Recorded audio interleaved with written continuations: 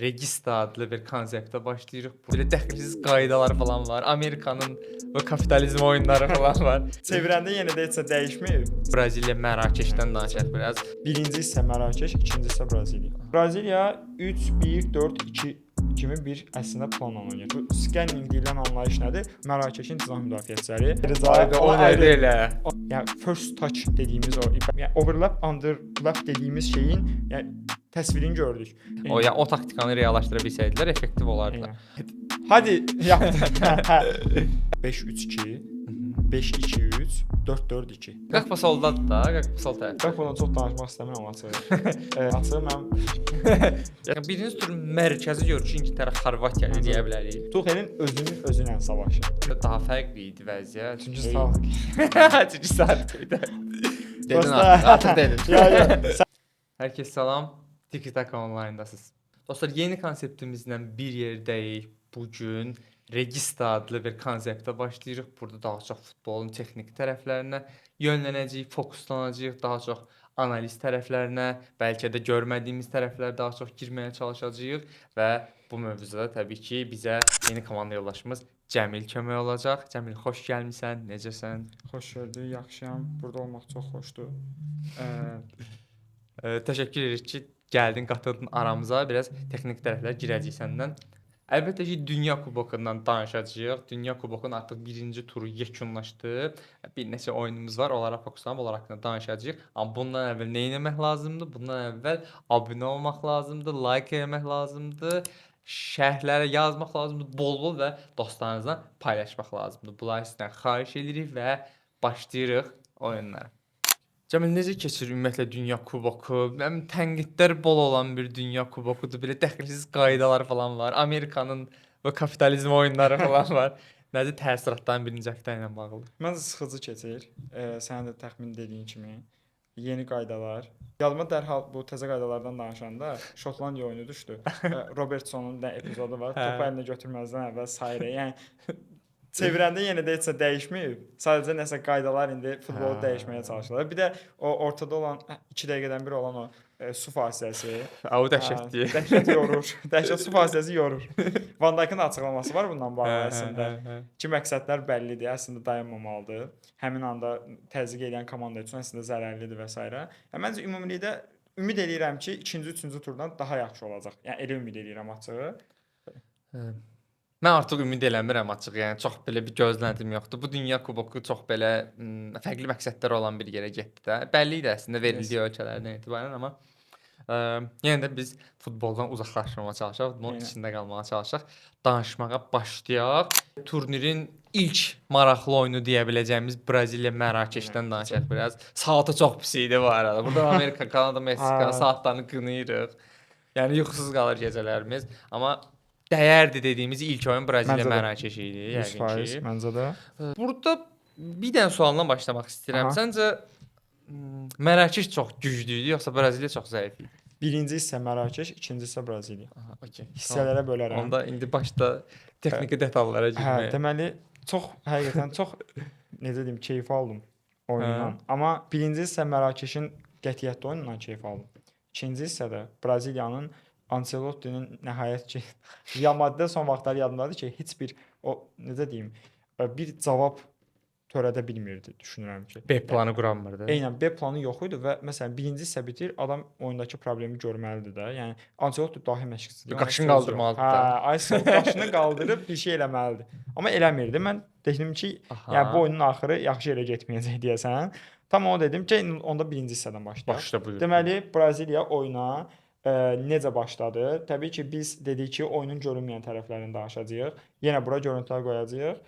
Braziliya 3-1-4-2 kimi bir əslində plan oynayır. Təbii ki, kağız üstündə görünən nədir? Kağız üstündə görünən odur ki, 4-2-3-1. Amma əmin olun ki, buradan izləyicilərə bildirək ki, bu konseptin birinci videosudur. Heç bir komanda kağıza göründüyü kimi oynamır. Deyildi. Eynən. Və indi mən burada saniyələr qoymuşam. Həmin yerdən görüntülər təqdim eləyərik. Və Braziliya 3-1-4-2-dən oynamağa çalışır. Və ortadakı o bir nəfər Casemiro'dur. dəyişir, Bruno Guimaraes ilə dəyişir bu. Amma oradakı o bir nəfərin Casemiro olmağı çox belə kritik məsələdir. Çünki Casemiro topla davranışı mənim üçün ideal olan bir oyunçu deyil. Deyil. Mənim Yəni üçün. heç vaxt olmayıb Mənim onsuz üçün də da. deyil, hamı Bəli, üçün. bəli, Bəli. bəli. Yəni sərtliyi var, mübarizəsi var, uzaqdan snayper zərbələri var, amma o topu paylamaq, idarə eləmək, Regista olacaq oyunçu deyil də. regista olacaq oyunçu deyil. Məsələn, scanning deyə bir şey var da. Bir belə baxış deyilən bir şey var da. Yəni bu scanning deyilən anlayış nədir? Bu ətrafı necə deyim, tarama da, yəni baxırsan, top Skan eləmək ayağına də, bəli, gəlmədən bəli, bəli. 2 saniyə adam ətrafına baxır, hər şeyi analiz edir. Casemiro'da məncə bu yoxdur. Zaten onun demirəm ki, belə də olmalı idi. Yəni adamın tipi budur. Casemiro ortadakı bir oynaya biləcək oyunçu deyil mənim düşüncəmə görə. Tək Və oynayacaq oyunçu deyil də mənasında. tək oynaya bilər bəlkə, amma sən ona o rolu verə bilməzsən. O bilirsən necə müdafiəçilərin önündə bir nəfər gözləməyi Aha.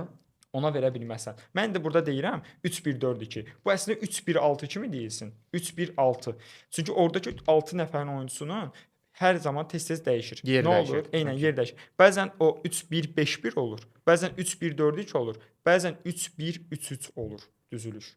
Və burada deməli fikir verdiksə Mərakeş arxadan ümumiyyətlə oyunun kritik nöqtəsini sənə deyim. Mərakeşin cinah müdafiəçiləri, Hakimi, bir də ki Mazraoui. Yəni iki cinah müdafiəçisi bir oyunu necə yüksək səviyyədə, nə qədər yüksək səviyyədə keçirə bilərsə, maksimumunu keçirtdilər. Çox belə məncə incə nöqtələrə toxunacağıq. Bu arada notum varsa mütləq alım, sonra davam edeyim. Dayanmadan danışmaq. Danış əstəğfurullah demək. Mən burada Mərakeşdə ön plana çıxardacağım oyuncu Boadidir. O uşaq, o heç. O ayrıca. O nədir elə? Ona Biraz ayrı onu bol-bol danışmaq lazımdır. ona ayrı Onu parantez tərifləmək lazımdır. mütləq açacağam. Hakimi ilə Mazrui, yəni əla müdafiəçilərdir. Yəni bəlkə də ən yaxşı cinah müdafiəçisinə sahib, yəni 3 milli komandadan biri Mərakeş. 100%. Mazraoui nə qədər belə yaşlanmış kimi görünsə də, adam möhtəşəmdir. Yəni Bir də Mərakeşlilər dünya, yəni milli komandalarında çox fərqli oynayırlar. Yəni onlar klublarında Eynən. fərqli ola bilərlər. Bir də 100%. bu Şimali Afrikalı futbolçuların ən böyük tənqidi disiplinsiz hərəkətləri olur. Məsələn mən milli komandada heç görməmişəm. Yəni bu mən də görmürəm. Ziyech'cinin nəsli, Belhandalar, Ziyech'lər çox məsuliyyətsiz idilər. Onlar belə, yəni keçən Dünya Kubokunda şeyə çıxdılar da, yarımfinala çıxdılar, 4-cü oldular. Amma bu uşaqlarda o heç yoxdur. Bir də bu uşaqların hamısı Avropada doğulub böyüyənlərdir. Məsələn Mərakeşdə doğulub böyüyən çox yox idi. Yoxdur. Milli ilk 11-likdə yoxdur ən azından. Yoxdur. Brahim Diaz onsuz da İspan kimi bir şeydir. Eynən. Mən Braziliyanı birinci hissə dedim də, həqiqətən yəni bu qədər belə birinci hissə konkret bu komandanın, ikinci hissə konkret bu komandanın dediyim son oyun çox da xatırlamıram. Çünki konkret elə idi. Birinci hissədən başlayım. Mərakeşin deməli arxadan super yəni formada fullbackləri çıxır. İkisi birdən çıxmır. Deməli oyunçular həqiqətən texnik olaraq, yəni first touch dediyimiz o bayaq dediyik kələmdə ilk toxunuş olaraq adamlar mükəmməl oyun qurur. Necə mükəmməl oyun qurur? Mərakeşin bu qədər rahat oynamağından Braziliyanın birincisi pressingi problemlidir. Braziliyanın pressingi problemlidir. Görüntüləri görəcəyik. Effektsiz pressing edirlər. Bilsən necə? Pressing eləmək olar, amma pressingi eləmək ayrı, pressingi hansı inamla eləyirsən odur. Təbii ki, indi biraz hamıya soft gəlir ki, inam nədir? Adamın ayaqları hər cür hərəkət eləyir də, nə inam. Amma orada o dedication deyə bir şey var da, nə qədər ona, yəni həqiqətən inam göstərdikləri, nə qədər kəskin elədikləri və burada mükəmməl şəkildə Boadi, Unahi, Brahim hamısı o qədər mükəmməl topla davranışları var ki, normalda başqa bir Afrika komandası olsa, təcrübələri az olan komanda olsa, Braziliyanın o effektsiz presini belə, yəni effektsiz pres bəs idi Mərakeşə. Əgər başqa komanda olsaydı. Amma Boadinin digər yarım müdafiəçilərin topla davranışı üst səviyyədə olduğuna görə o pressingi çox rahat qırırdılar və orada bir dənə epizod var hətta, yəni düzgün pres eləmirlər. Səhv eləmirəmsə Paketa, yəni yanındakı İbanezi çağırır ki, yəni yenə yoxsan da mövqeyində. Yəni o pressingdə olan problemlər, yarım müdafiəçilərin olmamağı bu konkret problemdir. Bu Braziliyanın problemidir, effektsiz pres. Bilsən necə pres eləmək xətrinə pres. Məncə birinci məsələ bu idi və fullbacklər oyun boyu aktiv planda var idi. Biz dedik də ümumiyyətlə necə baş verir? Fullbacklərin oyuna iştirakını deyim. Diopla Riyad belə deyim, mərkəz müdafiəçi tandemini təşkil edir və bir anda indi biz 3-1-4 üçün Braziliyaya aid dedik, amma əslində Mərakeş də bu formada oynayırdı ki, Diopla Riyad mərkəz müdafiəsində sağa tərəf çəkilirdi. Mazraoui onları üçlüyürdü. Aha. Mazraoui dibə düşürdü biraz, arxaya dərinə düşürdü. Mazraoui düşürdü və artıq belə deyim də, arxa xətt üçləndiyi halda Hakimi rahat şəkildə hücuma qoşulurdu. Əsas da birinci hissədə mükəmməl şəkildə overlapla, yəni overlap underlap dediyimiz şeyin, yəni təsvirini gördük. Bir də izləyicilərə istəyirsən qısa açıqlayaq. Əlbəttə, buyur. Registaya da bir başlanğıc verək sanki. Overlap bir cinah müdafiəçisinin hücum oyunçusunun arxa tərəfindən belə deyim də içəri qət eləməsidir. Underlap isə bir cinah müdafiəçisinin wingerin sol tərəfindən artıq iç koridorları, half space dediyimiz ərazilərə qət eləməyidir. Məsələ budur. Və desək ki, ancaq overlap elədi Hakimi. Qətiyyən yanlış dedim. Hakiminin ilk hissədə qapı 3 zərbəsi var. Yəni, necə ola bilər də? Cinah müdafiəçisi hansı ara vaxt tapdı ki, 3 zərbə vurdu? Hamısı demək olar ki, underlap elədiyi epizodları idi və underlap elədiyi epizodların hamısını yoxladı. Və burada da indi məsələ yaranır ki, niyə Hakimi bu qədər əlini qolunu rahat sallaya-sallaya bu formada qət eləyə bilir? Ya boşluq bilirsən necədir? Nihat, bildiyin elə bil ki, belə də olmalıdır. Adam elə bil oxuyur oyunu, dərhal oranı doldurur. Və burada problem nədir? Hakiminin başlıq tapmasına 2 səbəb. Birinci səbəb, Brahim Diaz mükəmməl texniki qabiliyyəti olan oyunçudur. Deməli, Mərakeşin planı nədir? Mərakeş birinci hissədə Brahim Diazı Braziliyanın cinah müdafiəçisi Santos olmalıdır. Yəni Santosla birə-bir buraxmağa başladı. Necə? Zaten mərkəz hücumçusu oynamırdı. Bilirsən də, yəni Saibari mərkəz hücumçusu profili deyil. Və buradakı trik nədir? Bir də birincini bitirim. Deməli, Brahim Diaz şəxsi oyun bacarığı sayəsində, yəni dribling anlayışı yüksəkdir deyə rahat formada Santosu üzərinə çəkir. Və cinah müdafiəçisində də Santos üzərinə çəkilir deyə Hakimi Santosdan o yaranan boşluğa, Santos cinah müdafiəçisi tam o mövqedə elə dediyimiz həmin o hissə, overlapla underlap elədiyi hissələr, həmin o boşluğa dayanmadan qaçış atır. Və Brahim Diazdan o oyunu çox yaxşı oynadılar. Birinci hissənin ən ana planı budur. Yəni ikisinin o ortalıqda, yəni Brahim Diazın çəkməyi və Hakimin boşluqları istifadə eləməyi. İkinci məsələ, Hakimiyə burada space yaratmağın dediyi və ikinci ən önəmli məsələ, ən böyük səhv. Braziliyanın mənə görə oyundakı ən, yəni biabırçı səhvi də deyə bilərəm. Deməli nə dedik? Braziliya 3-1-6 oynayır. Düzdür? 3-1-4-2 oynayır. Braziliyanın 3-1-4-2-sində bir də meydanı yarıya bölək. Sol tərəf qalır, sağ tərəf qalır da, düzdür? Deməli, sol tərəfdə Vinicius var ən kənarda, 3-1-6-nın ən kənarında və var Paqueta var da, Lucas Paqueta. İndi bunu qoydum qırağa. Digər iki tərəfdə kim var? Ibanez var, bir də Bruno Guimaraes var. Səncə də burada nəsə düz deyil elə bil. Yarım tərəfdə 2 ofansif oyunçu var. Digər yarım tərəfdə 2 müdafiə meyilli olan oyunçu Əslində var. bunu necə istifadə edə bilərdilər? Onlar məsələn cəlb edə bilərdilər rəqiblərini tutaq ki, müdafiənin olduğu hissəyə və topu ani bir çıxışla əks hücumlara bel bağlayıb, xüsusilə Viniciusun çox effektiv olduğu şeylər. Yəni o taktikanı reallaşdıra bilsəydilər effektiv olardılar. Amma Mərakeş bizim alışdığımız belə Şimali Afrika klublarından, komandalarından deyil, heç deyil. Yəni bu uşaqlar çox ağıllı oynayırlar, inanılmaz ağıllı oynayırlar. Yəni mən açığı biraz çəkinirdim o Regraguin getməyindən də. Çünki nə bilim Mərakeşi məncə bu mərhələyə gətirən, bu ağıllı komanda eləyən onun sistemi idi də. Amma yenə də davam eləyirlər. Davam eləyirlər. Sadəcə sənin dediyin düzülüşün effektiv olmadığı açıqdır. Bəs nə olmalı idi, necə olmalı idi? Deməli 3-1-6-nın ümumiyyətlə demək olar ki, dünyaya bu anlayışlar gətirilib də. Yəni heç kim dediyimiz kimi 4-2-1-3-dən oynamır. Heç kim 4-3-3-dən oynamır. Hamı 3-2-5 oynayır, 3-1-6 oynayır. İnşallah bunlardan hələ daha çox danışacağıq. Konseptimiz davam etsə. Ümumiyyətlə nə də oyun planları, onlardan da danışarıq. Mən qısa bu oyun üzərindən gedim. 3-1-6 sistemində olmalı olan nədir? Niyə 3-1-6 oynayır? 3-1-6-nın 3 mərkəz müdafiəçisi, yenə deyirəm, görəcəyik. 3 mərkəz müdafiəçisi düzülür. Ortalarında Casemiro var və 6 oyunçunun 3-1-4-2 kimi paylananda 4 oyunçu düzülür. Sol tərəfdə Vinicius, ən kənarda biraz yanında Paqueta var. Orada Paqueta'la Bruno Guimaraes desəz yerini dəyişirdi. Sağ tərəfdə Ibanez daha öndə oynamağa başlayır. Ibanez sağ cinah müdafiəçisi, əslində sağ cinah müdafiəçisi olan oyunçu. Həmin o 3-1-4-2-dəki dördlünün ən sağını tamamlayan Ibanezdir. Bəli. İndi məsələ nədir? Heç oranın oyunçusu deyil bu arada. Qəti oyunçusu deyil, amma yəni deyək ki, elədin də. Hadi yapdın.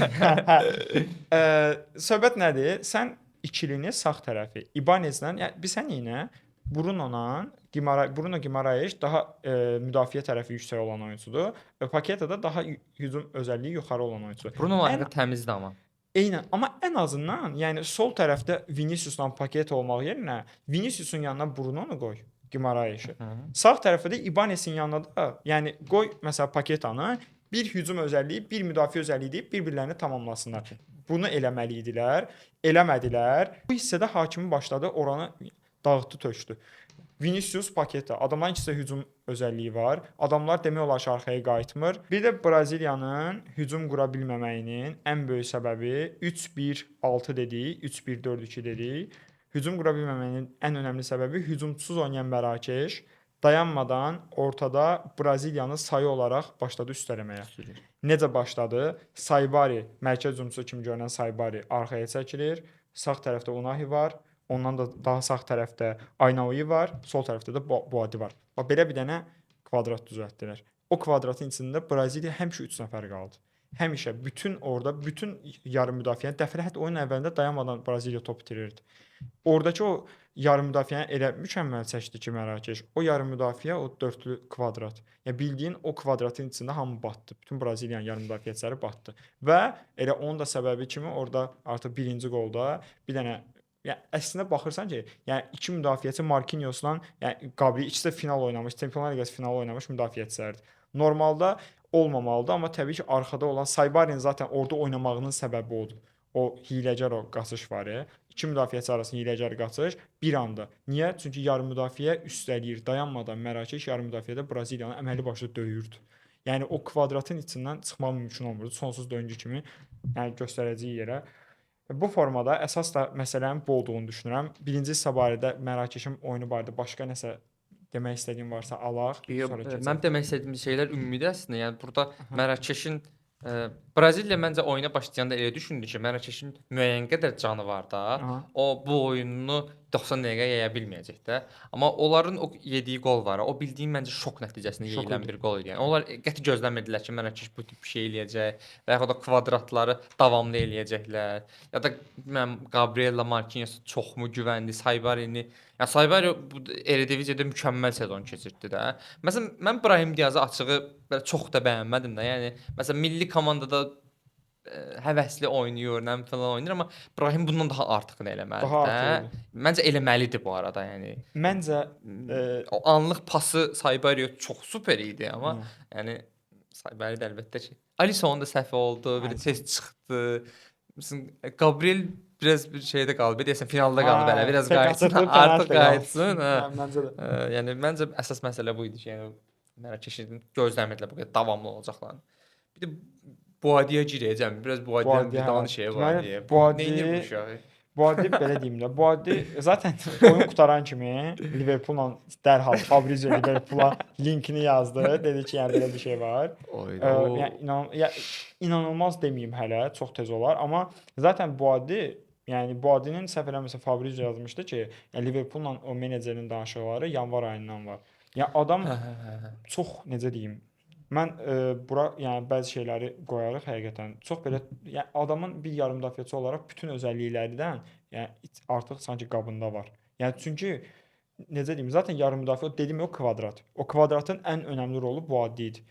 Həm arxadan top çıxardır, həm ön tərəfə top gətirir. Yəni adam mükəmməl işlər gördü.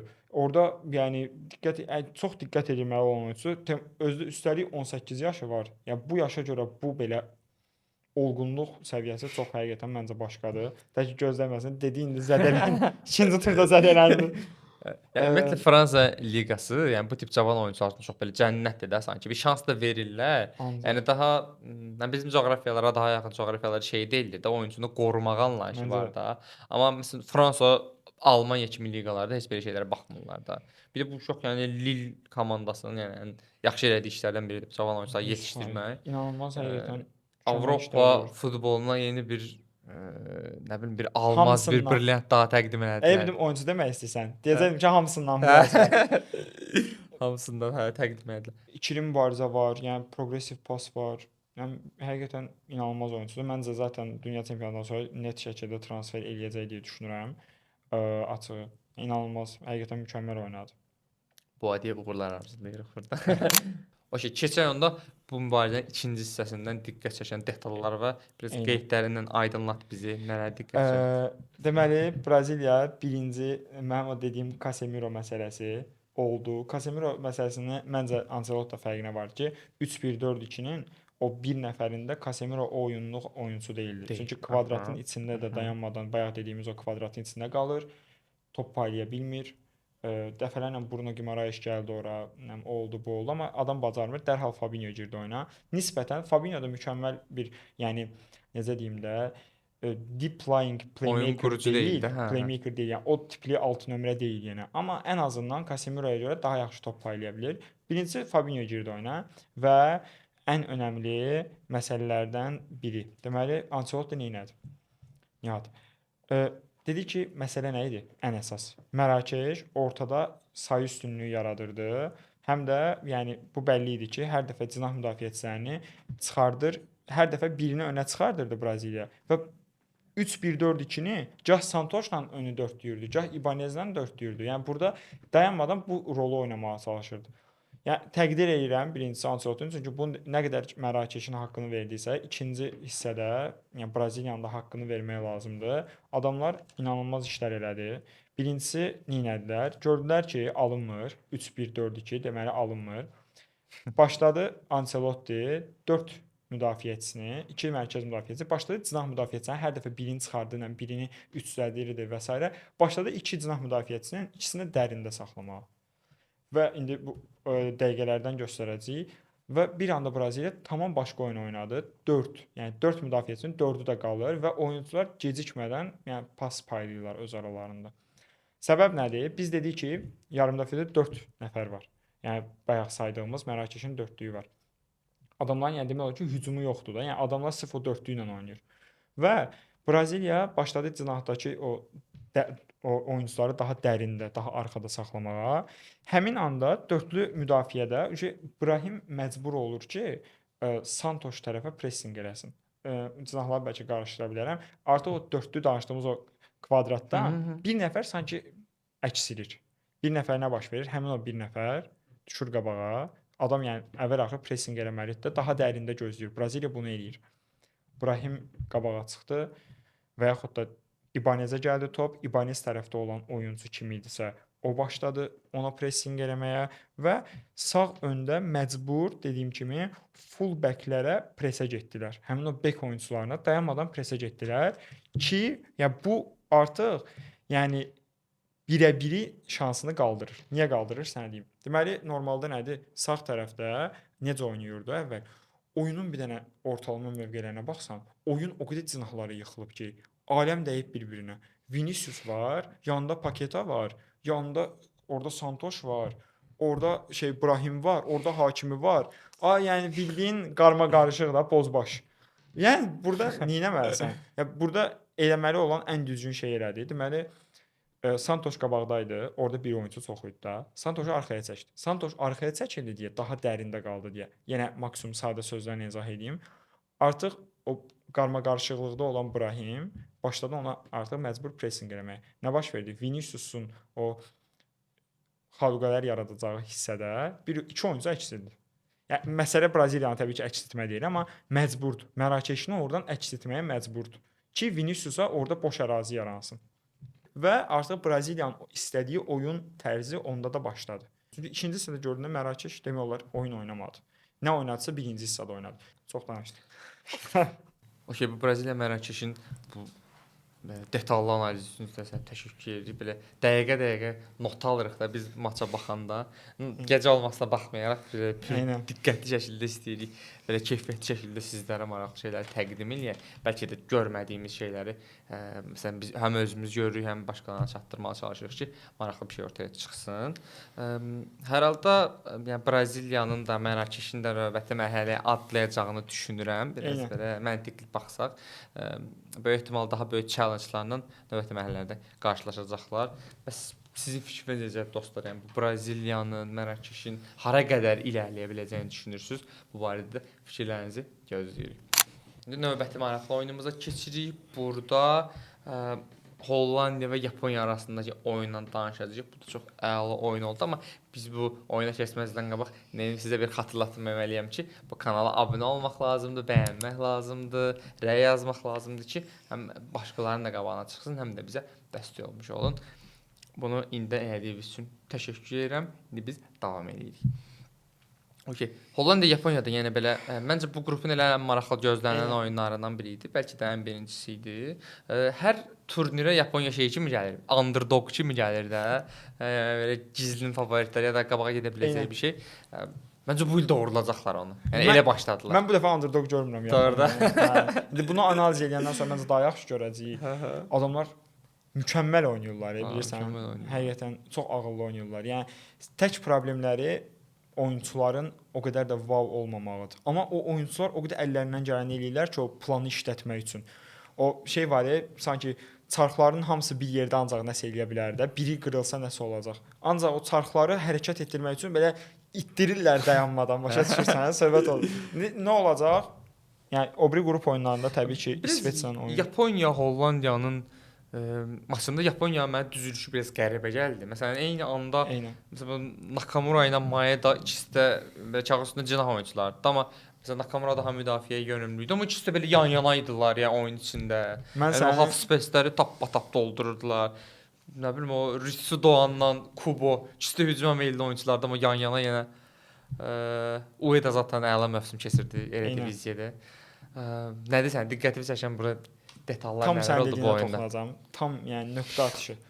Tamam. Yaponiya görüntülərdə görəcəyimiz kimi 3 dənə plan dəyişikliyi ilə oynadı. 3 adamlar dayanmadan plan dəyişir.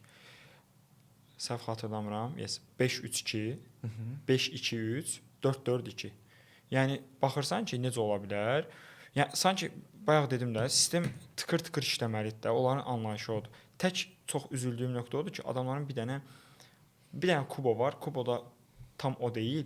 Adamların o bir dənə xüsusi istedadlı oyunçuları yoxdur və hər mövqedə hər mövqedə okey olan oyunçu var. Hər mövqedə iki mövqedə bir üst düzey profili olsaydı biraz mükəmməl şeylər ortaya çıxacaqdı. Ümumiyyətlə bunu deyim, Hollandiyada pis oynamadı, Yaponiyada pis oynamadı, amma məncə Hollandiya ilə Yaponiya bu oyunu bir-birlərinə oynadıqları bu oyunu özlərinə daha böyük komandalara qarşı, yəni turnirin favoritləri deyək də Fransa, İspaniya və s. bu oyunu oynasalar net şəkildə uduzacaqlar. Yəni net, çünki çox defolar var. Açıq oynayırdılar. Açıqdan daha çox mən sənə deyim nədir problem? Defensiv tərəf çox ölüdür. Bilirsən necə ölüdür? 2-2-yə görə demirəm, ola bilər 2-2 olsun, amma yəni adamlar o müdafiə oyununu həvəsli oynamırlar. Bilirsən necə? Yəni çünki zaten hesabdan da bəllidir bu arada belə bir oyun getdiyi də. Amma birincisi Hollandiyanın oyunu, Arsenalın sezon boyuna baxmayan adamlara Hollandiya oyununa dəvət edirəm. Gedin baxın. Arsenal bir sezon necə oynayıb baxa bilərik. Arsenalın çox qəribə bir oyun şeması var deməli. Bunu artıq çox uzun müddət eləyirlər. Arsenal paxlava deyək də 3-1, yenə 3-1-6-ya gəldik. Çox 3-1-6-dan danışacağıq. Bu 3-1-6-lar məncə bizi izləyən insanlar bundan sonra biləcəklər ki, oyun bu dəqiqə 3-1-6, 3-2-5 bunlarla oynanılır. Deməli, Arsenalın bir dənə 3-1-6-sı var. Çox güclü 3-1-6-dır. Amma şeydəki 3-1-6-dan danışma. Braziliyada necə idi? Sabit 3 müdafiəçi var idi. Bir dənə önlərində oyunçu var idi. Yenə Casemiro sabit. Uzağa Bruno'la mövqe dəyişikliyi məcbur olurdu. Amma Arsenalın o 3-1-i sən necədir? Belə romb formasında bir 3-1-i var və oradakı rollar dayanmadan dəyişə bilir. Bilirsən necə? Yəni bəzən ortadakı o bir olan oyunçu bəzən olur Declan Rice, bəzən olur Madueke. O qədər, yəni adam Arteta'nın məqsədi demək olar sezon boyu ancaq onu oynatdı. O romb pozulmamalıdır. Həmin o romb pozulmamalıdır və mərkəzə düzülmək yerinə dayanmadan ortada bir mərkəz müdafiəçisi, sanki 2 dənə yalancı cinah müdafiəçiləri, ortalarında da bir dənə o deep lying playmaker dediyimiz anlayış. Və bununla nəyi təmin edirlər? Bununla rahat formada özlərinə space yaradırlar. Rahat formada özlərinə yaratdığı spacelərlə artıq arxadakı yaxşı müdafiəçi, yaxşı oyun qurucularla, yaxşı progressiv paslarla öndəki 6 oyunçunu bəsləməyə çalışırlar. Öndəki 6 oyunçu da bilsən nətər? Tam olaraq belə hücum edir. O cinahda 2 oyunçu, bu cinahda 2 oyunçu, ortadakı 9 nömrə birdən-birə false 9 olur. Tam Dembele'nin oyunu. Tam o Dembele'nin Paris Saint-Germain'dəki bu sezon oyunu var ya. Hamı onu hücumçu kimi görür. Adam dünyanın ən mükəmməl false nine'ıdır bu dəqiqə. Yəni adam düşün də, adam mərkəzdədir, düzdür? Necə olur ki, adam yəni adamın yanına bir oyunçu da girə bilər. Deməli orada o rolu çox düzgün paylayırlar, başa düşdün o 9 nömrə ilə. Çox uzaqlaşmayım. Dediyim kimi, tam Arsenalın oyunu, standart vəziyyətləri görürdün, nə onsuz. Bilmirəm, açıq heç bəyənmirəm Komanı. Yəni rahat-rahat da deyim, Ronald Komanı heç bəyənmirəm. Yəni heç bir özəlliyi yoxdur. Adamın 2007-ci ildə bir dəfə PSV-ni çempion elədiyi var, ili bəlkə qarışdıra bilərəm. Yəni başqa nə var ki, yəni belə ağlıma gəlir, yəni heç mənə bir özəl bir yəni məşqçi gəlmir. Prosta da yəni Hollandiyadır da, yəni görürlər ki, olanımız budur. Amma uzun müddətli məsələn tutaq ki, liqa tipli turnirlərin məşqçiləri fərqli profillərdir deyək də, amma bu qısa turnirlərdə fərqli rollar. Da Koman ona inandıra bilir ya da bəlli ki, futbolçular ona inanırlar. Biraz daha fərqli məsələlər girir də millilərin oyunlarında. Sadəcə o Guardiolanın o qatı taktikasındansa daha məntiqi seçimlər edir. Məsələn 2004 Dottor Hagel Yunanıstan çempionu ilə bilir də məsələn. Yəni bu tip şeylərə daha çox diqqət edilir. Yəni mən məsələn Hollandiyada Malini mənə yaxşı mənada çox təəccübləndirdi. Yəni mən belə bir false nine performansı heç gözləmirdim aynən. Yəni əslində Romada mövsümün ikinci yarısından etibarən yüksək bir performans göstərir, amma yəni nəticədə Malindi də deyirdim. Yəni belə yanaşırdım. Evet. Amma false nine mükəmməl oynadı məncə yəni. Çönüb vuruşları falan, yəni o bağlantı oyunu. Ümumiyyətlə Hollandiyanın belə hücum tərəfi sıxıntıdır. Bir səndə yəni Depay falan var. Açıq məsələn məncə Depay Hollandiya millisində çox qol vuran oyunçudur. Nə sıxıntıdır? Bilsən necə? Orada cinah müdafiəçiləri seçimində şey oldu. Bilsən Frimpong gəlmədi də. Məsələn Frimpongu hücumda istifadə etmək o qədər rahat olardı ki. Düzdür, Frimpong da Liverpoolda bir parlaq sezon keçirməyib. Yəni amma məsələn 11-likdə çıxdığı 2 oyunçuya baxsaq, cinahda Dumfries ilə Somerville, məsələn hansı birinə etiraz eləyərsən ki? Heç birinə. Gakpo soldadır da, Gakpo sol tərəfdə. Gakpodan çox danışmaq istəmirəm açığı. Gakpo gözləntilərimi qarşılamadı. Məncə pis oynamadı Gakpo. Yox, bu oyuna demirəm. Açığı mən Ya sən qırmızı tərəfi bir qırağa qoydun da. Mən bu videoya baxanlar yaxınlarım bilir. Mən bu Gakpodan bu sezon çəkdiyimi bilirlər. Yəni mən həyatımda yəni nəsə də çox girməyim Gakpoya salamatı. Hollandiya özəlində danışaq. Amma adam elə bir ki, Liverpoolda oynadığı Gakpo ayrı Gakpodur. Adam millidə, yəni niyə də, yəni millidə elə də əlbəttə ki, milli tamam fərqli yerdir. Ya bilmirəm üstünə o çəkilən rol fərqlidir.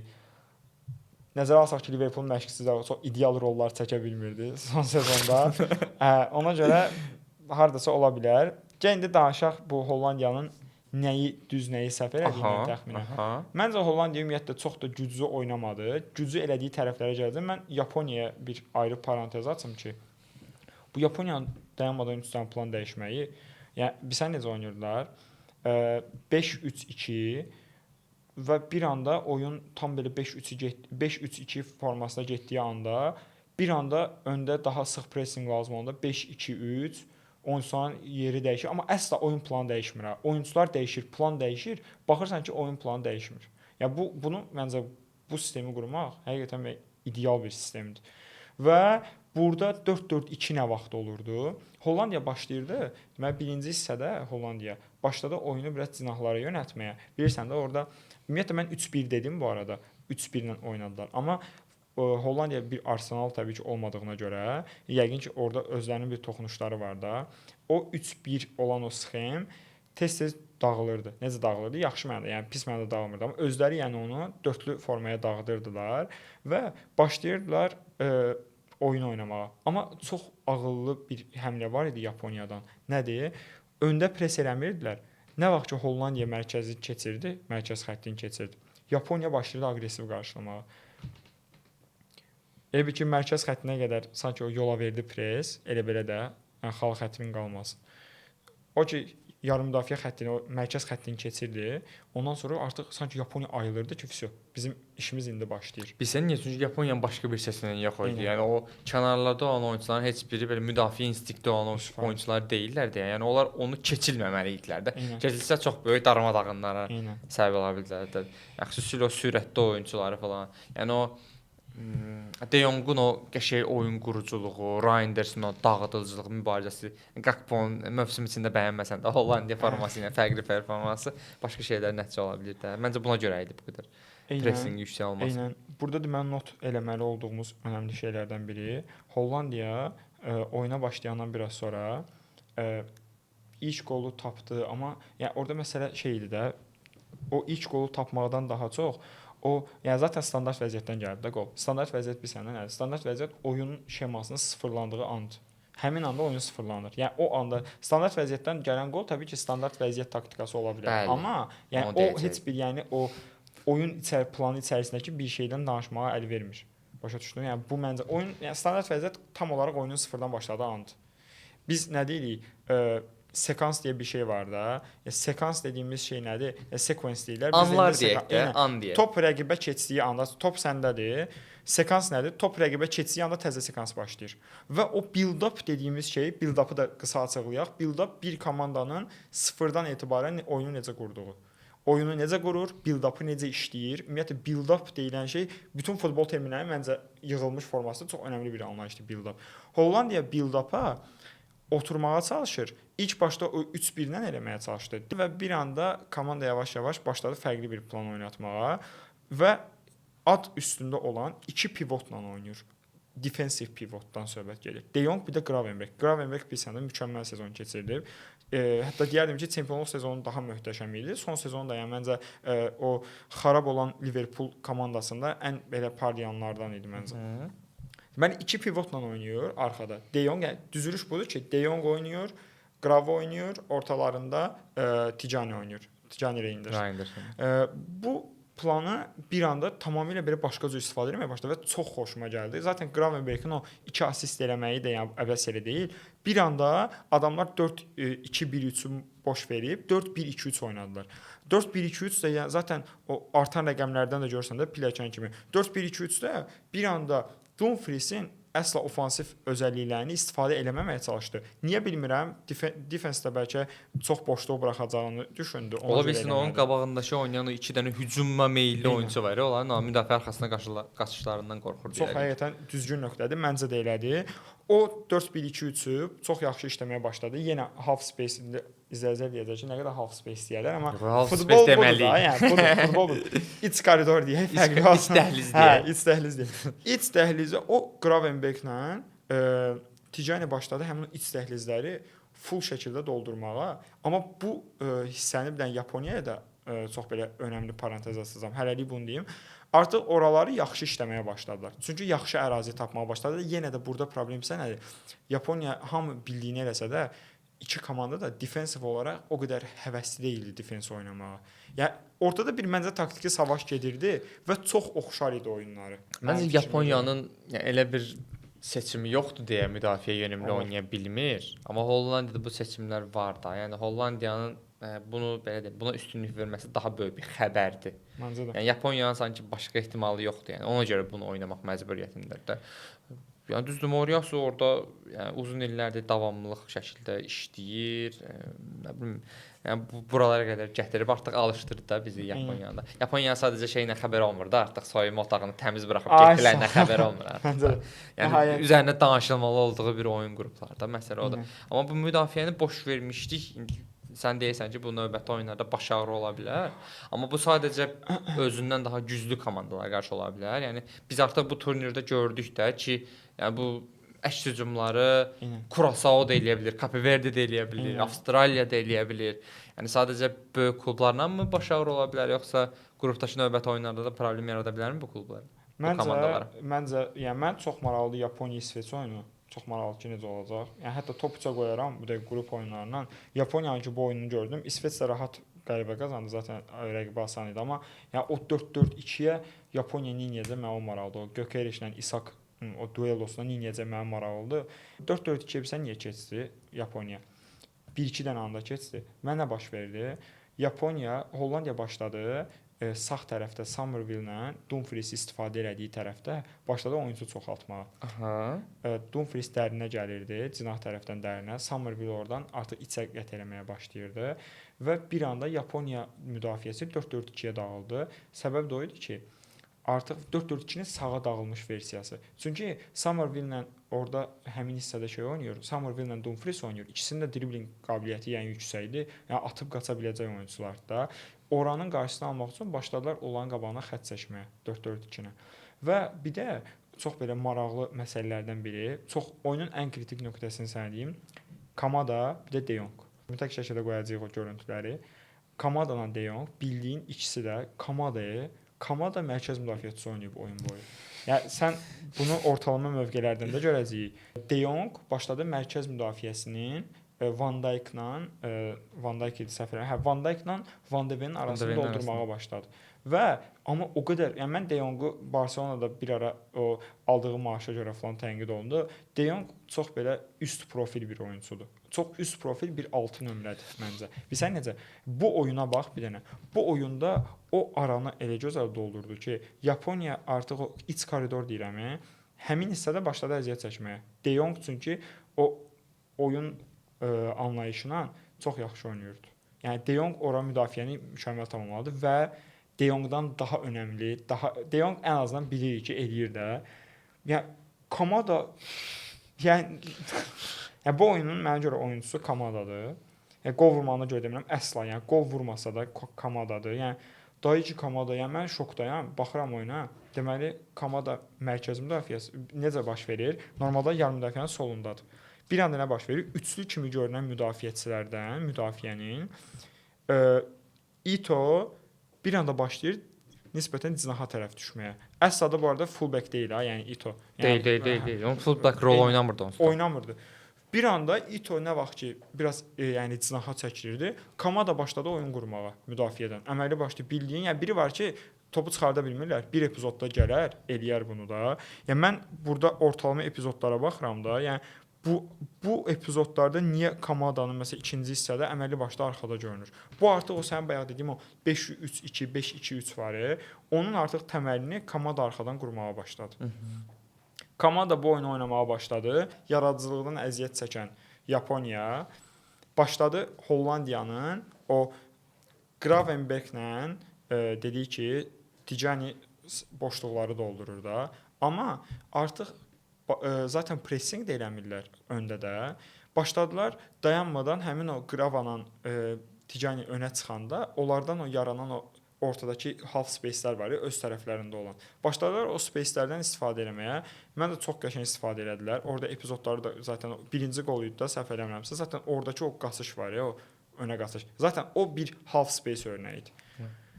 Half space-i doldurma örnəyi. Eynən, half space-i tam olaraq elə doldurulur da half space. Çox mükəmməldir. Oyunu apardı, dönən top və salam qol. Mənə görə bu oyun iki tərəfli half space idi.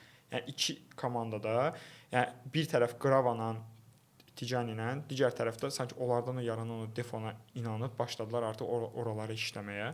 Məncə ona görə elə bərabər də oyun getdi. Yəni xüsusilə bu müasir futbol artıq daha çox anlar oyununa dönüb də. Yəni çox məşqçi oyununda artıq bu oyun və ona görə taktikaların, işte bu half space-lərin, mezzalı bu termindən daha çox istifadə edildiyi bir şeyə dönüb də. Yəni bu ona görə anlar daha vacib hala gəlir və anlarda verdiyin qərarlar çox vacib hala gəlir. Boşluqları düzgün vaxtda doldurmaq lazımdır və boşluqlara düzgün vaxtda girmək lazımdır. Hücum edən tərəfsənsə əgər. Çox dəyişib həqiqətən. Yəni futbol bu dəqiqə zaten biz burada danışırıqsa, yəni futbol necə dəyişdi? Yəni əvvəl nə idi ki? Qaldır vurum. Yəni ay nə bilim, yəni 15 il əvvəl birinə half space və təbii ki o vaxtda nələrsə var idi, amma bu qədər yəni üstünə bildiyin, yəni adamlar bəzən o qədər olur ki, yəni dəqiqə-bə-dəqiqə hesablayırlar. Yəni Pep Guardiola dediyimiz adam futbolla bildiyin beynini yəni yandırıb. Yəni zaten onun kənardakı reaksiyalarını görmürsən. Özündən çıxır. Çünki bilsən niyə özündən çıxır? Beynində qurduğu bir dənə mükəmməliyyətçi şey var, bir riyazi sanki bir düstur var. Yəni 10/5 eləməlidir. Oradakı 10/4.9 eləyən kimi Guardiola dəli olur. Yəni zaten bilmirəm, yəni məncə belə də inkişaf edəcək. Bundan sonra qayda deyil artıq. Amma məsələ nədir? Aralara şeylər girir artıq. Yəni keçmiş növ futbolçular da girirlər. Məsələn, Çerkilər falan da artıq oyanır da biraz. Düzdür, o nə qədər əsas heyətlərə daxil olurlar ya da A planın bir parçası olurlar, biraz hələ də şübhəlidir.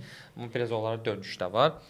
Aydın məsələdir ki, artıq daha atletik bir idman dövrünə doğru çevrilib futbol. Məncə də. Hollandiya, Yaponiyadan da yetərə qədər danışdıq. Bu da qrup mərhələsinin birinci turundan maraqlı oyunlardan biri idi.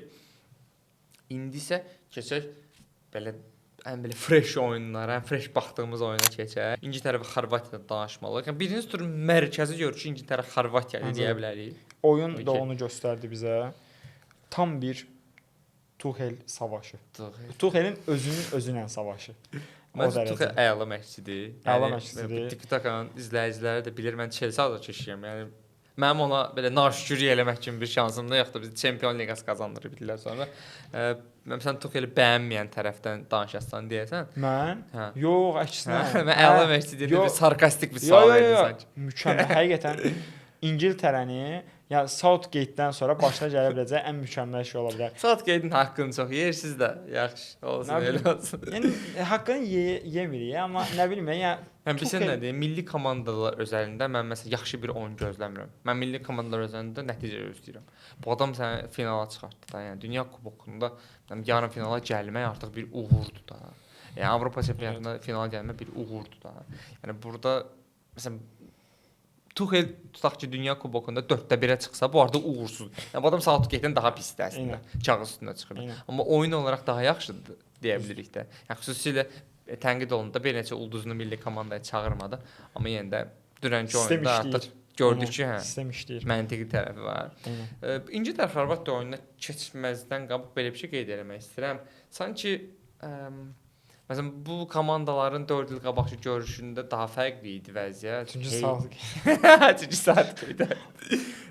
Ya Xorvatiyanın o prime vaxtı idi da onda da. İndi mən görürəm ki, o heyətlərə qarşılaşdırıram. Xorvatiyada daha çox o dövrdən oyunçu var. İngiltərədə daha azdır da. Həm O'Reilly'lər var, Spence'lər var. Saka artıq o star boy olmuş Sakadır. Evet.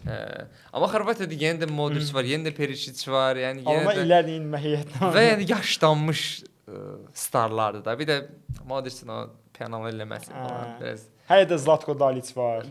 Ya Dalic okeydir məncə, amma Dalic də bəyənmirsən. Yox, elə bir şey deyil. Həqiqətən yox, mən Kumandan başladı. Hayır, Kumandan başladım. Kumandan başqa tək yəni deyəcəyim bir şey Southgate olar. Çünki Tucheli çox bəyənirəm. Çox bəyənirəm deməyim, o qədər wow bəyənim deməyim, amma yəni ən azından özünün bir sənəcə hər məşqçinin öz şey olmalıdır. Yəni öz imzası olmalıdır. Tuchel öz imzasını qoya bilən məşqçilərdəndir. Zaten birazdan oyundan danışanda görəcəyik. Oyundan danışaq. Tuchelin məsələsi odur ki, Tuchel məsələn fərqləndirən xüsusiyyətlərdən biri o praqmatik olmasıdır. O belə faydasız insandır da. Yəni məsələn mənim əlimdə Neymar yoxdursa, mən texniki futbol oynamayacağam.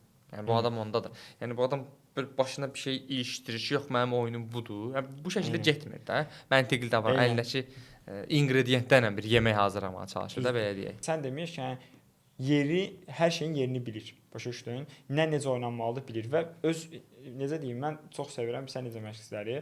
Elə oyun oynadır ki, sonrasında birdən bildirir ki, mənim oyunum səhv idi. Yəni sanki o oynatdığı şeyin düz olmadığını qəbul edən məşqçi deyirəm mən buna. Öz oyununun panzehirini özü tapır, onu demək. Eynən, antitez deyirlər. Antitez nədir? Yəni bir hansısa bir məqalə olur, ona bir nəsə bir fakt olur, ona bir antitez yaratmalısan ki, bunun əks halı nə ola bilər? Adam məncə yəni mükəmməl antitez yarada bilər. Biraz İngiltərə-Xorvatiya oyununa şey tərəfdən baxaq. Məsələn, hələlik İngiltərədən danışdıq, İngiltərə tərəfdən baxaq. Biz müsbətlər danışaq, sonra Xorvatiyanı tənqid eləyərik. Amma orada da bir Livakovic gerçəyi var idi ki, dünən yazıq əlindən gələn elədi. İngiltərə özəlində danışsan, kimləri ön plana çıxardarsan, nədir əsas məsələlər? Birinci Tucheli, yenə deyim. Çünki bilirsən necə? Birinci isə İngiltərə bərbad oynadı. Yəni bunu kim indi bilirsən necə 2-2-dir. Adda görülən odur ki, yəni İngiltərə hücum edir. Bu hamının gördüyü odur ki, İngiltərə qəşəng oynayır, amma Xorvatiya onlarla bacarır. Çox belə əks. Yəni əslində olanlar əslində elə deyil. Hamıya çatdırmaq istəyirəm ki, əslində elə deyil. Gerçəklər bu. Gerçəklər başqadır. İngiltərə çox bərbad birinci hissə keçirdi. İngiltərənin bərbad birinci hissə keçirməyinin səbəbi düşünürəm ki, Xorvatiyanın düzgün oyunu idi. Deməli Xorvatiya nə edir? Xorvatiya yenə bir o qədər həqiqətən şeydən danışdım, cizah müdafiəçisindən danışdım. Həqiqətən bunlardan danışdıqca ağlıma gəlir ki, futbolun ən belə önəmli o şeyləri, önəmli taktikaları sanki cinah müdafiəçiləri üstündə gedir. Ya o O iki da dənə Guardiola'dan oyunçu, sonra başladı eynən, da. o iki oyunçu qabağa, arxaya, ortaya və s. Yəni düşən kimi bütün plan təzədən dəyişir. Burada da cinah oyunçuları kimdir? Ricky James'dir, bir də Nico O'Reilly'dir. O'Reilly'ni çox bəyənirəm ümumiyyətlə oyunçu olaraq. Yəni əsli yarım müdafiəçi profili olub. O'Reilly hətta mövsümün gənc oyunçusu seçildi də Premier Liqin. Eynən, çox bəyənirəm. Yəni bizə necə defensive midfielder anlayışı olub, sonra left back olur və heç də yəni əziyyət çəkmir. Açığı yəni əziyyət də çəkməməlidir, amma o rolu mükəmməl oynamaq deyilən bir şey var da bizdə. İndi mənim anlayışım nədir? Niyə İngiltərə bərbad bir birinci hissə keçirdi? Çünki O'Reilly ilə Ricky James'ə birə-bir ən önəmli nöqtə Xorvatiya əgər birə-bir pressing eləmək bilsə nə deməkdir? Çox çətindir. Yəni birə-bir pressinqi qırmaq üçün, birə-bir pressinqi ilə oynamaq üçün, yəni çox belə alışılmış bir oyunun olmalıdır. İngiltərə millisinin bayaq sən dedin, oyunçuları bütün gün bir yerdə oynayan oyunçular deyil axı. Ya Arsenal otursun, aprel ayında birə-bir pressinqi 2-2 kimi qırsın qoysun. Başa düşdün? Bir dənə oyunçular bir-birini tanıyır axı, kim hara qaçacaq. Yəni nədir birə-bir pressing? Görüntüləri paylaşacağıq. Adamlar bildiyin Xorvatiya İngiltərəni tam şəkildə birə-bir pressinqlə məhv etməyə çalışırdı. O qədər mükəmməl paylanmışdılar ki meydana. Hamı öz oyunçusuna qalırdı və İngiltərəni o törətməyə əziyyət çəkdirən Xorvatiyanın o birə-bir pressinqi idi. Hamı öz oyunçusuna gəlirdi. İngiltərə biraz nə edəcəyini bilmirdi və Stanisic-lə Perisic. Yəni bu dediyimiz o fullback, bu iki fullback bildiyin Ricky James'lə Nico O'Reilly'ni yəni əməlli başlı bloklayırdı. Nico O'Reilly belə bir məsələ var. Deməli birinci hissəyə baxıram.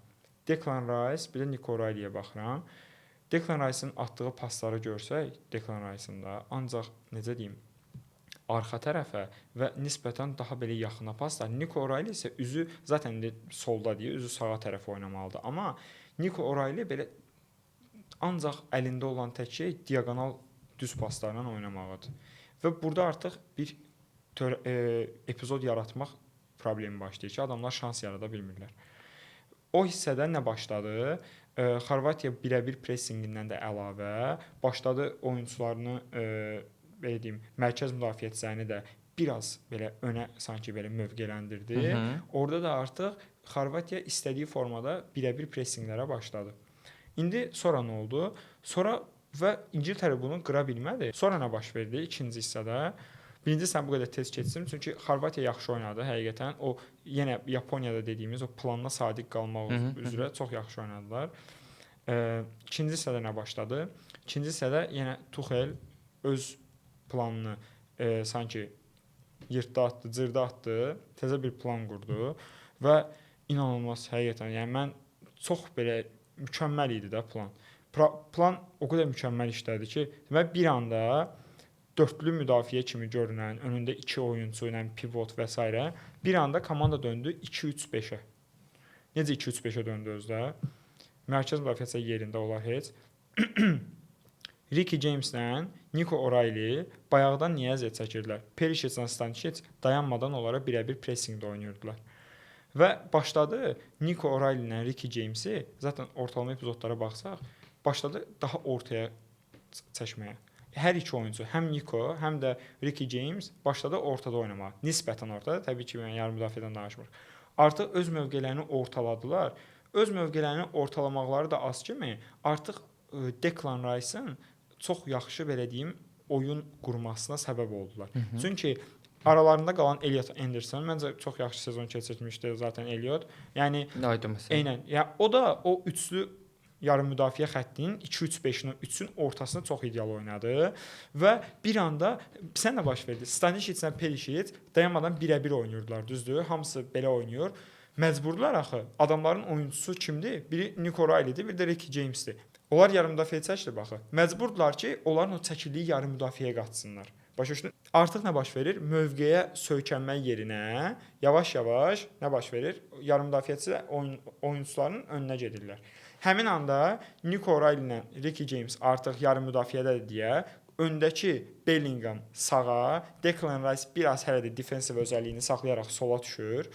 Kane möhtəşəm, Kane desən, yəni Kane 2-3-5-i Kane varsa 2-3-5 oynatmaq məcburiyyətindəsən. Penalti vurmaq xaric hər şey bacarır da.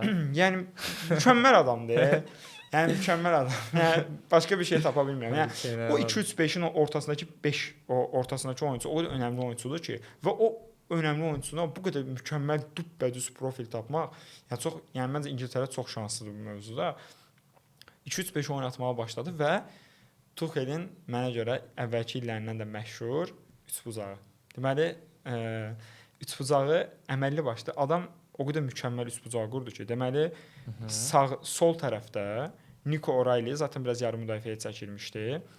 Təkcə yarım müdafiədə qalmır da. Yarım müdafiə çəkdi, istədiyini aldı. Stanishiclə Perişti yerlərindən elədi. Artıq özünə tərəf çəkdi, cinahlarda boşluqlar tapmağa başladı. Amma Anthony Gordondan Madueke o tərəfdə biraz, yəni o xəttə yapışıq oynaya bilən oyunçudur. Yəni driblinqlə və s. Gordon daha belə məsafə qət edən, daha belə arxaya qaçışlar atan oyunçudur.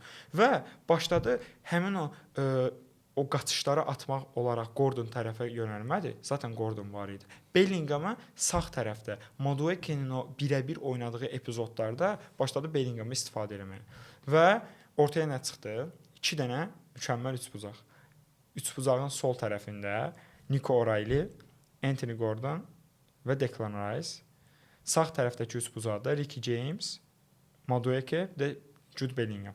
Yəni bunlar zaten mütləq görünəcək. Amma yəni bizə biri var ki, bir dənə üçbucaq qurasan. Ümumiyyətlə bizim bu triangle, futbolda triangle deyilən şey də bu təzə anlayışlar içərisinə gələn bir şeydir. Futbolda triangle qurmaq bir anda 3 oyunçu ilə, yəni triangle o qədər mükəmməl oynamalısan ki, prosta. O triangle-ı qurdun, artıq sən o önündəki 2 oyunçunu idarə etməlisən dayanmadan. Orada gec qərar vermək olmur. Triangle-ın qurulma məqsədi zaten bir fast build-up var, bir də slow build-up var. Fast build-up, slow build-up qurursansa, öndəki triangle-larla oynamağa başlamalısan ki, slow build-up'ı bir anda fast build-up'a çevirəsən. Fast, yəni slow yavaş oyun qurmaq, fast da ki, çevik oyun qurmaq. Sən slow-u ən axıra qədər oynatsan, təbii ki, bir nəticə ala bilməyəcəksən. O triangle-ları o qədər möhtəşəm işlədi ki, zaten Bellingham'ın gələn qolunda, bir dənə o şeyə baxsan xəritəyə. Yəni üçbucaq o qədər mükəmməl oynayır ki, Ricky James gəlir. Yəni zaten üçbucaq dediyimiz şey biraz da aydınlığını verim. Yəni kimsə sabit dayanmır üçbucağı yaratmaq üçün. O'Reilly qaçır, üçbucağın bir tərəfi O'Reilly arxadaydı, artıq bu bir tərəfdə olur, amma onlar niyə belib o üçbucağı çəkə bilirlər öz aralarında və çox çətindir üçbucağı, o triangle oynamaq. Möhtəşəm oynadı. Məncə Tuchel'in ən mükəmməl toxunuşu bu idi. Artıq o triangle'lar möhtəşəm işini görməyə başladı kənarlarda. Ondan sonra da artıq, yəni sadəcə Xorvatiyanın da zaten Stanishiclə Perişiclə artıq Nico O'Reilly ilə Ricky James'in oyununu təxmin eləmək olmadı. Çünki predictable idi əvvəl, amma indi artıq aləm dəydi bir-birinə, yenə Tuchel'in toxunuşu sayəsində və o triangle'larla bir yerdə bildiyin artıq rahat formada İngiltərə hücuma çıxa bilirdi. İkinci hissə, yəni net bir şəkildə İngiltərənin məncə Xorvatiyanı öldürdüyü hissədir. Onda Tuchel belə qərar verdi ki, artıq bu oyun bitməlidir və qərarını verdi və icra elədi. Səhv etdiyi şeyləri gördü. Çünki gördü ki, Xorvatiya bu birə-bir pressinqdən əl çəkməyəcək. Birə-bir pressinqi də yenə deyirəm, bir-biri ilə oynama dəqiqələri çox olmayan insanlar arasında bunu eləmək mümkünsüzdür. Yəni sən o birə-bir pressinqi qırmaq üçün sənin ekstra bir şeylərə ehtiyacın var. Adamların birinci oyunudur. Nə ekstra bir şey gözləyə bilərsən ki? Və Kane də o üçbucaqların və mükəmməl detay bilsən nədir Nihat? O triangle-ın ortasında qalanda Kane-dir. Yəni sən rahat triangle-ın biri pozuldu sağda. Məsələn kimsə mövqeyindən belə deyim də sürüşməli oldu. Sən 1 saniyədə Kane-ilə yeni triangle qurursan. Orada qurdun Kane-ilə yeni üçbucağı, ondan sonra otur şovu izlə. İngiltərənin belə Tuchel'in mükəmməl planını da izah elədiyi Xorvatiya üzərində qələbəsi. Yəni hərçənd ki Xorvatiya bu Livakoviclə çox belə mübarizə aparıb dayanmağa çalışdı bu maşının qabağında, amma bir sözü var idi, kimin sözü idi o deyir, futbol hamının oynadığı və sonunda Almanların qazandığı bir oyundur. Bu oyun özəlində biraz ingilislərə döndü. Kane fərqi ilə, Tuchel fərqi ilə əlbəttə ki. Biz vacib gördüyümüz, daha maraqlı gördüyümüz 4 oyunu burada analiz etməyə çalışdıq. Belə masaya yatırdıq sözlərsə məsələn dəftərimiz, telefonlarımız bütün qeydlərlə dolu idi. Bu bizim fikirlərimiz idi. Bu fikirlər davam edəcək. Xüsusilə Dünya Kuboku boyunca belə bol-bol belə məzmunlar sizə təqdim etməyə çalışacağıq. həm maraqlı, əyləncəli məzmunlar, həm belə daha texnik tərəfinə fokuslandığımız məzmunlarımız var. Instagramdan, TikTokdan da bizi mütləq izləyin dostlar. Burada açıqlama hissəsində bütün linklərimiz mövcuddur. Cəmilə təşəkkür edirəm bugünkü Mən təşəkkür fikirləri edirəm. üçün, belə ətraflı danışığı üçün, həvəsi üçün. Ümid edirəm izləyicilərin də xoşuna gəlib, hər şey qaydasında keçib. Sizdən də öz fikirlərinizi gözləyirik, xahiş edirik. Dünya Kuboku isə davam eləyir. Nə qədər yaxşı davam eləyir, biraz şübhə altındadır, amma ümid eləyək ki, bundan sonrakı turnirlərdə daha maraqlı və daha çox futbolun içində qaldığımız məsələlərdən danışarıq. Hələlik bizdən bu qədər. Biz mütləq izləmədə qalın. Hələ bizi çox görəcəksiniz. Özünüzdən müğayət olun.